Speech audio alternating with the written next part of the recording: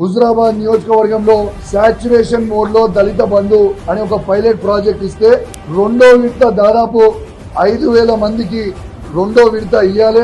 ఆ డబ్బులన్నీ కూడా కేసీఆర్ గారి నాయకత్వంలో వాళ్ళ అకౌంట్ వేసి ఉన్నప్పటికీ ఆ అకౌంట్ లో డబ్బులు ఉన్నప్పటికీ వాళ్ళకి పైసలు ఇవ్వకుండా వాళ్ళ అకౌంట్లన్నీ కూడా బ్లాక్ చేసి పెట్టడం చాలా చాలా బాధాకరం అని చెప్పి సందర్భంగా తెలియజేస్తా ఉన్నాను. నిన్న హుజురాబాద్ లో నిన్న 3-4 వేల మంది దళిత మిత్రులు ధర్నా చేసిర్రు.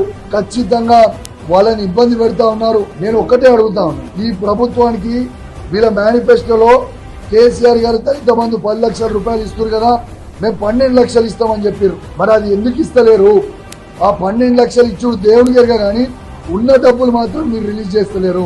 దయచేసి మిమ్మల్ని రిక్వెస్ట్ చేస్తా ఉన్నాను, డిమాండ్ చేస్తా ఉన్నాను, వెంటనే ఆ దళిత బంధు రెండో విడత హుజురాబాద్ నియోజకవర్గంలో రిలీజ్ చేయాలి.